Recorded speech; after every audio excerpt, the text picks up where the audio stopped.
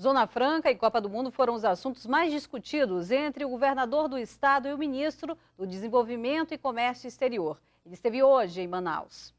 No encontro, a prioridade foi a Zona Franca de Manaus. O governador Omar Aziz falou sobre os incentivos dados pelo governo federal, principalmente para alavancar o Polo Duas Rodas, que passou por uma crise por falta de crédito bancário para financiamento de motocicletas. A presidenta Dilma tem criado as condições para que os financiamentos de obras públicas e obras importantes para o país possa reverter isso em oportunidade e renda para as pessoas, para que o poder aquisitivo da população brasileira continue bom.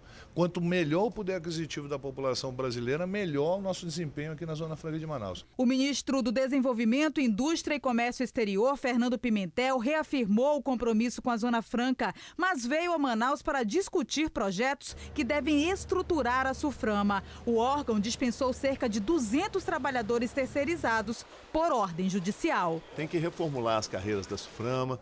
Nós temos já uma proposta esboçada pela superintendência, vamos trabalhar com ela, vamos aprová-la no CAS e depois levá-la ao governo para que se transforme em projeto de lei, em lei, para poder, como eu disse, robustecer a superintendência da Zona Franca. O ministro vai presidir a próxima reunião do CAS. E hoje o governo do Amazonas fez a prestação de contas ao TCE do orçamento de 13 bilhões de reais para 2012. A repórter Roberta Cunha tem os detalhes. Marcela, o governador Omar Aziz apresentou ao Tribunal de Contas do Estado um orçamento de 13 bilhões de reais em 2012. E foi apresentado aqui durante o julgamento que há um saldo disponível aí de 13 bilhões de reais e 420 mil. Foram feitas 11 recomendações, entre elas que se coloque em prática a lei do acesso à informação, principalmente no interior do estado, onde isso ainda é muito precário. Agora o processo será encaminhado à Assembleia Legislativa para ser julgado. Marcela Rosa. E o aeroporto de Manaus é o segundo pior do país. Foi o que apontou uma pesquisa feita este ano nas 12 cidades que vão receber os Jogos da Copa do Mundo. O problema já começa na entrada do aeroporto. Muita poeira. Lá dentro, a movimentação é intensa. Por aqui passam em média 6 milhões de pessoas por ano. Mas o problema não está na quantidade de passageiros, e sim na estrutura.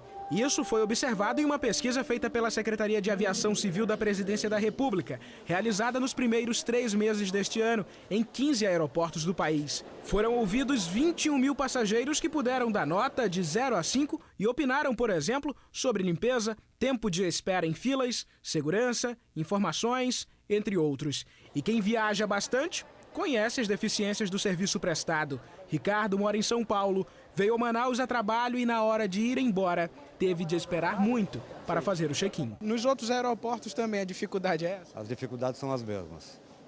Acho que é um problema ainda estrutural nosso.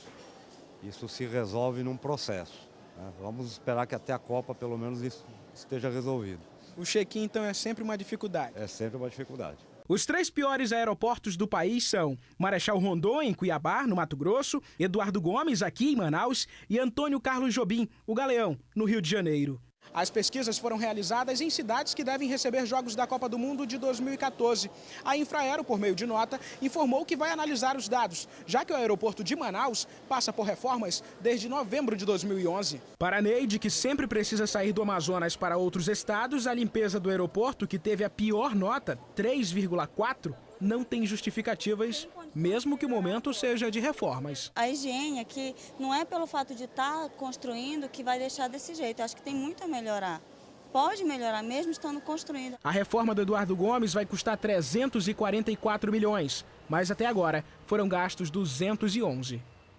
O domingo foi de muitas cores em uma corrida diferente, de emoção na final do futebol de areia na capital e de fé na tradicional celebração de Pentecostes. Confira no nosso Giro de Notícias. A festa de Pentecostes, que significa a descida do Espírito Santo, reuniu 100 mil fiéis católicos no Sambódromo de Manaus. Este ano a celebração lembrou a violência contra a juventude. O tema está relacionado à campanha da fraternidade.